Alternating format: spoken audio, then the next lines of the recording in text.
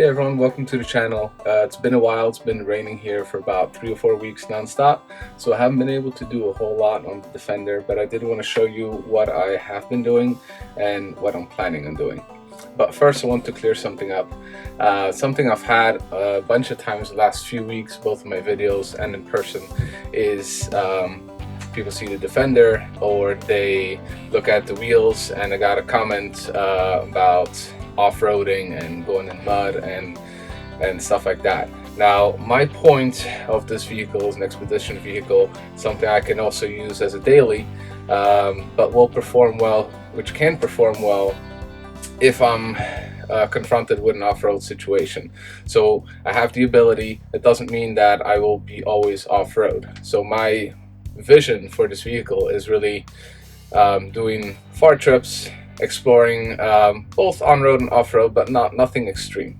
Okay, so if I ever wanted to do something more extreme, obviously I wouldn't do it in my 18-inch Com Defender wheels, which cost a pretty penny. I'll probably get some 6-inch steel rims for that purpose. So the whole point of overlanding expedition vehicle, it's a very broad term. Everyone has their own focus, everyone has their own goals, and that's okay. Okay, you just can't generalize it and just assume everyone has the same purpose. So as for what I've done so far, I've done some electrical work, I've done some finishing work, some Raptor on the floor. I have put the lights on the outside and put a cable gland on in the roof, and then wired the wires through there.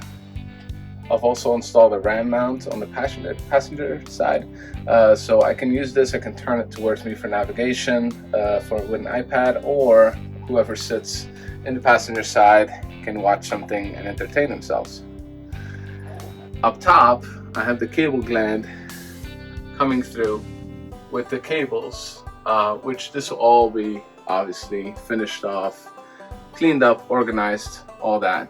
But it has a two solar cables. It has a front curved LED light bar, and then it has a wiring set for smaller lights on the sides of the vehicle.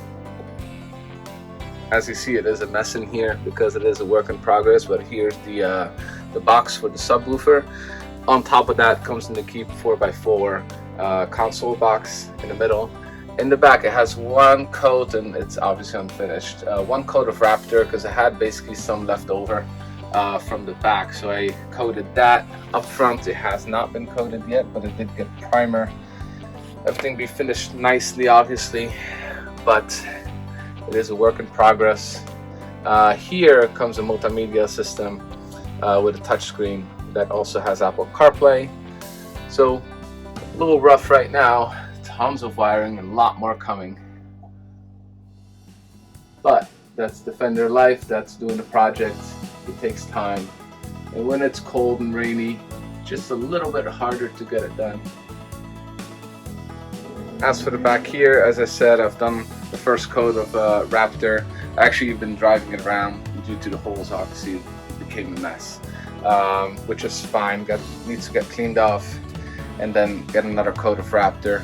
And the sides also I will probably repaint using the Rust-Oleum, very similar green color, and then we'll trim everything out. But first we gotta get everything kind of refreshed, painted, run the wiring, clean that up.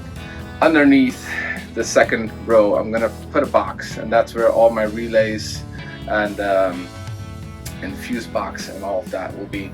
Here I'm actually gonna build a box which will have the auxiliary battery for all the accessories, everything be completely separated. And on the other side I'm still contemplating, do I want to put the seat back because I do feel like it's part of the DNA of the car, or do I want to make another box for more storage, because basically the idea is that I can keep the equipment in the car for trips, for whatever I want to do, for emergencies. So yeah, you can see all the work I have to do. And then up front, more work to do. Love the Explorer glazing windows. One's a gull wing, one's a slider. The slider has the Overlander light panel, which you can use, although truth be told, on the Defender it is a little high, but it is very cool to use it. I will put some sound matting on the ceiling. I'm gonna finish the ceiling a little bit of a different way, which obviously you'll see in the videos, so that's pretty exciting. But first I got a lot more other work to do, paint, wiring, sound proofing, and all that stuff.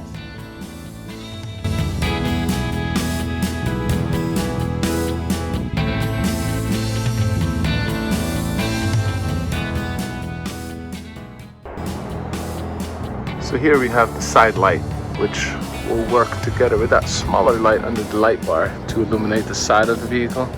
Then I have a curved light bar and the same on the other side. Then you'll see the cable gland as well as a little solar panel. Solar panels, 80 watts, will be enough for my use right now. So the idea is that this is not only, an expedition vehicle, overland build, but it's also it's a fun car. I can use it as a daily driver. Also, it's kind of like the closet prepper in me who wants to be always prepared in case stuff happens, which it does. In my not so young, not so old life, I've gone through wildfires, mudslides, 1 in 500 year floods, and stuff happens in life. So this is kind of like my dream car for many reasons, and one of them is preparedness. So it would be nice to have the storage in the car and keep stuff in there. For a lot of that stuff is the same. It's camping stuff, it's camping gear, it's prepper gear. It serves kind of the same purpose in many ways. So don't tell my wife that. I always tell her I'm buying camping gear. So in that way, it just serves the same purpose. So it's nice to have in there. And this is not my main car. I have the Discovery 4, which I love, for the family car. But this is, I do use it as a daily driver, and I want to use it for some really cool trips.